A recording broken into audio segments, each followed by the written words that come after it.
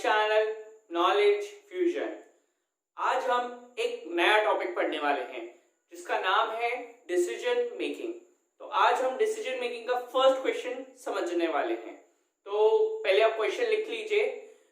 Right a program to check whether the inputed year is a leap year और not.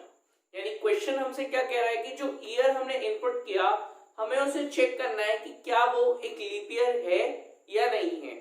तो आइए इसे समझते हैं।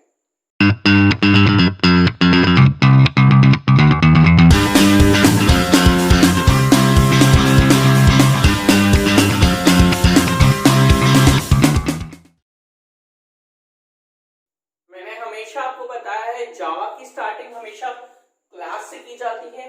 क्लास को एक पर्टिकुलर नाम दिया जाता है जो आपके प्रोग्राम को डिफाइन करता है।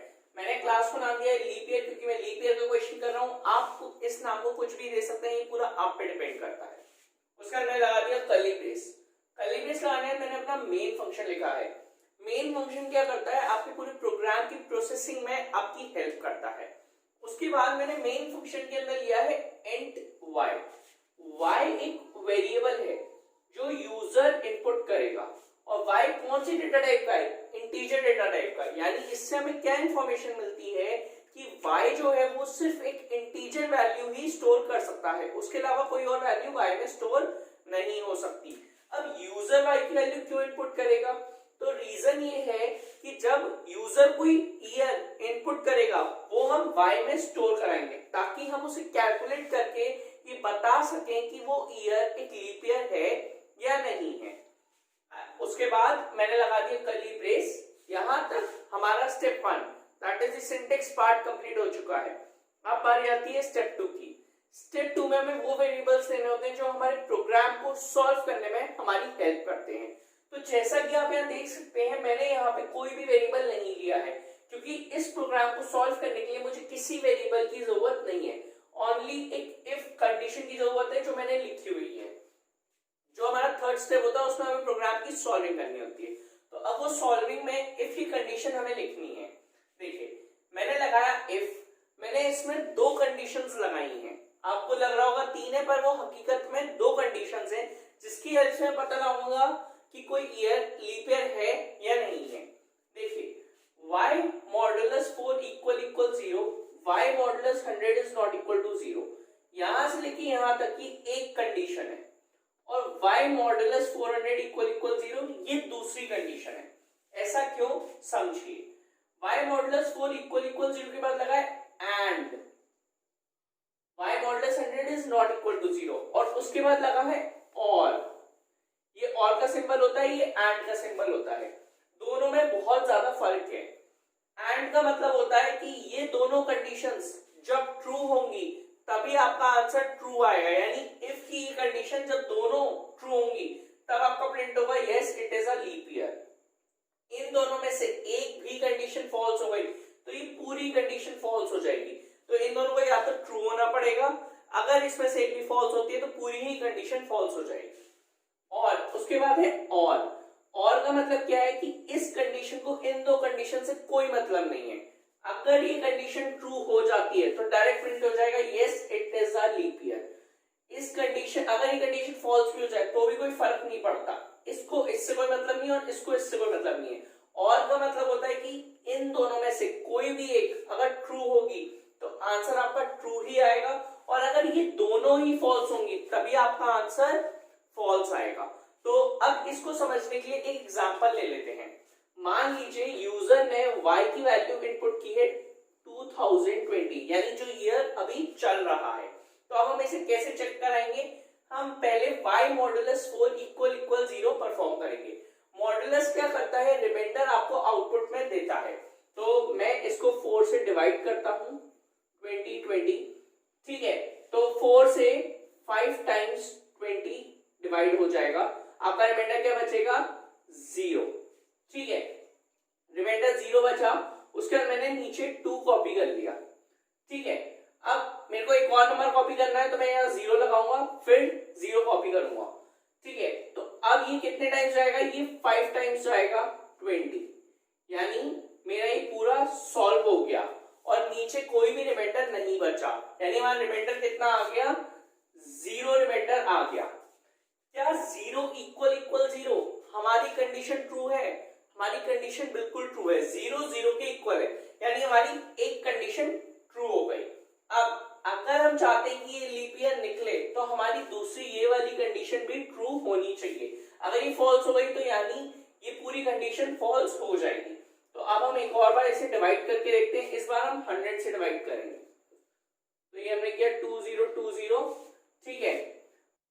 तो अब हम 2020 को 100 से डिवाइड करेंगे, जैसा कि आप देख सकते हैं 2 टाइम्स जाएगा 200, उसके बाद हम इसे सबट्रैक्ट करेंगे, हमारा रिमाइंडर कितना बचा 2, देन हम एक और 0 नीचे उतार लेंगे। तो अब क्या 120 जो है वो 100 से डिवाइड हो सकता है? नहीं, 20 100 से डिवाइड नहीं हो सकता, यानी इसका हमारा रिमाइंडर क्या बच रहा है 20, ठीक है। तो ये हमारा रिमाइंडर बच रहा है, तो इस रिमाइंडर को अब हम चेक कराएंगे, क्या 20 इज नॉट इक्वल टू 0? अच्छा, हमने रिमाइंडर क्यों लिया? मैंने अभी आपको थोड़ी देर पहले बताया कि मॉड्यूलस जो होता है आपका, वो आपको रिमाइंडर आउटपुट देता है। तो क्या 20 इज नॉट इक्वल टू 0? क्या 20 0 के इक्वल नहीं है? कंडीशन ट्रू हो गई, 20 0 के इक्वल नहीं है, यानी इससे क्या हुआ, हमारी ये वाली कंडीशन यहां से लेके यहां तक एंड वाली पूरी कंडीशन ट्रू है।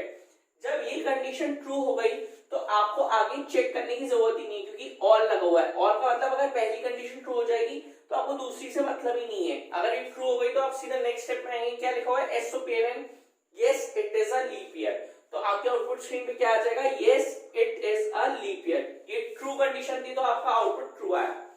अगर ये कंडीशन फॉल्स हो जाती और ये भी कंडीशन फॉल्स हो जाती तो क्या प्रिंट होता, no it is not a leap year. उसका भी एक एग्जांपल देख लेते हैं।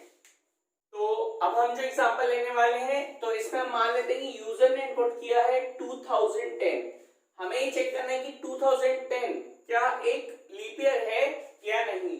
तो सबसे पहले हम 2010 मॉड्यूलस 4 चेक करेंगे। तो ये हमने लिखा 2010 और इसे हमने डिवाइड किया 4 से।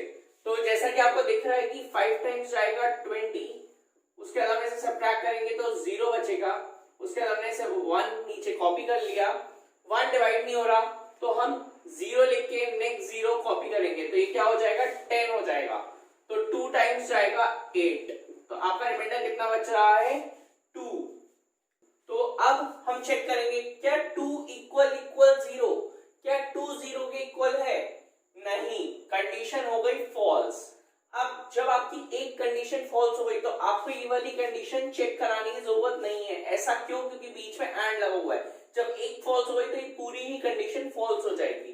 तो ये वाली कंडीशन अब आपकी फॉल्स हो चुकी है, पर अब आप नेक्स्ट स्टेप पे जाएंगे क्योंकि बीच में लगा है और हमें इस कंडीशन से कोई मतलब नहीं है उसका रिजल्ट क्या आया फिर इसका रिजल्ट क्या आया। तो अब ये कंडीशन फॉल्स हो चुकी है। अब हम इधर आएंगे और हम 2010 को 400 से चेक कराएंगे, मॉड्यूलस करा के देखेंगे कि क्या वो कंडीशन सेटिस्फाई कर रहा है या नहीं। तो ये हमने 2010 को 400 से डिवाइड करा, ठीक है। तो 400 से जब हम डिवाइड कर रहे हैं तो ये क्या हो रहा है, ये 5 टाइम्स 2000 डिवाइड हो रहा है और आपका रिमाइंडर 10 बच रहा है। अब क्या ये और डिवाइड होना पॉसिबल है? नहीं, ये और डिवाइड नहीं हो सकता। तो क्या 10 इक्वल इक्वल 0, क्या 10 0 के इक्वल है? नहीं, 10 0 के इक्वल नहीं है, यानी आपकी ये वाली कंडीशन भी फॉल्स हो गई। यानी आपकी इफ की ये कंडीशन और जो नेक्स्ट कंडीशन है ये दोनों ही कंडीशन फॉल्स हो चुकी हैं। तो इसका मतलब आपका else part it is not a leap year print हो जाएगा। ये फॉल्स कंडीशन का आउटपुट आएगा और ये ट्रू कंडीशन का आउटपुट है। तो डिसीजन मेकिंग में हमेशा याद रखिए इफ एल्स का कॉम्बिनेशन आता ही आता है तभी हम उसे बोलते हैं डिसीजन मेकिंग। आपको कोई भी एक डिसीजन लेना पड़ता है। तो ये क्वेश्चन मैंने आपको एक्सप्लेन कर दिया, आइए अब इसे प्रैक्टिकली देखते हैं। जैसा कि आप यहाँ देख सकते हैं जो प्रोग्राम मैंने अभी आपको एक्सप्लेन किया था उसका कोड मैंने यहाँ लिखा हुआ है। सबसे पहले हम इसे कंपाइल करेंगे। देखिए कंपाइल करने के बाद देखिए क्या लिखा हुआ गया, class compile no syntax error. अब हम इसे क्लोज कर देंगे। क्लोज करने के बाद अब हम इसका ऑब्जेक्ट क्रिएट करेंगे। ऑब्जेक्ट क्यों क्रिएट किया जाता है? ताकि हम इस प्रोग्राम को कॉल करा सके। तो अब हमने इसे कॉल कराया तो अब हम कोई भी इंटीजर वैल्यू दे सकते हैं, कोई भी ईयर चेक करा सकते हैं क्या वो एक लीप ईयर है या नहीं है। तो मैंने इसको 2020 यानी जो ईयर अभी चल रहा है वो ईयर दिया, तो देखिए लिखा हुआ आ गया, आउटपुट आ गया, yes it is a leap year, यानी ये लीप ईयर है। अब हम इसको क्लोज करते हैं, एक और बार इसे रन कराते हैं और देखते हैं कौन सा लीप ईयर नहीं है। तो अब हमने आउटपुट दिया 2010, तो 2010 का आउटपुट क्या है, no it is not a leap year. तो यानी इससे हमें क्लियर हो गया कि ये प्रोग्राम क्या करता है, ये प्रोग्राम हमें ये बताता है कि कौन सा ईयर लीप ईयर है या कौन सा ईयर लीप ईयर नहीं है। आई होप आपको ये प्रोग्राम क्लियर हुआ होगा। अगर वीडियो पसंद आई हो तो इसको लाइक करें, शेयर करें और चैनल को जरूर सब्सक्राइब करें। और एक इंपॉर्टेंट बात, अगर आपको कोई भी कैसा भी डाउट है या फिर कोई भी क्वेरी है तो आप मुझे कांटेक्ट कर सकते हैं। मेरी मेल आईडी, मेरा कांटेक्ट नंबर और मेरी इंस्टाग्राम आईडी डिस्क्रिप्शन बॉक्स में अवेलेबल है। Have a good day.